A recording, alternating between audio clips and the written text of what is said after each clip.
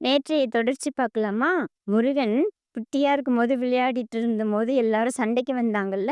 அப்போ வருணன், தேவேந்திரன், தேவர்கள் எல்லாம் வந்து சண்டை போடும்போது, "நான் குழந்தை தானே, நான் விளையாடுறதுல என்ன தப்புன்னு?" முருகன் கேட்டான் இல்லையா? உடனே தேவேந்திரன் சொன்னானாம், ம் "சிவனுக்கும் பார்வதிக்கும் மட்டும் தான் ஜீவன்களுக்கு முக்தி குடுக்குற சக்தி இருக்கு. உனக்கெல்லாம் அந்த சக்தி கிடையாது." அப்படின்னு சொன்ன உடனே சிரிச்சுட்டே முருகன் சொன்னானாம், நான் என்னுடைய பிறப்பினுடைய ரகசியம் உங்களுக்கு தெரியாதா? மறந்துடுச்சா?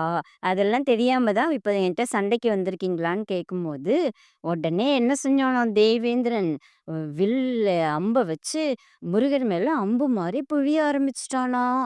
நெறைய அம்பு முருகர் மேல விழ, அது அப்படியே பூ மாலையா மாறி முருகனுடைய கழுத்துல விழுந்துச்சாம்.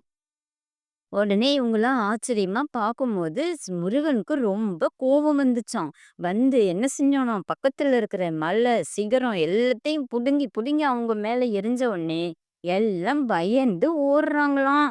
ஓடி போனோனே அவங்களுக்கு குரு பிரகஸ்பதின்னு இருக்காராம். அவர்கிட்ட போயி, இந்த மாதிரி நடந்ததெல்லாம் சொன்ன உடனே, அந்த பிரகஸ்பதி அவங்கள, "என்கிட்ட நீங்க பாடம் படிச்சுட்டு, இந்த மாதிரி தப்பு பண்ணியிருக்கீங்க. ரொம்ப பெரிய தப்பு. சிவமைந்தன்ட்ட போய் மோதலாமா?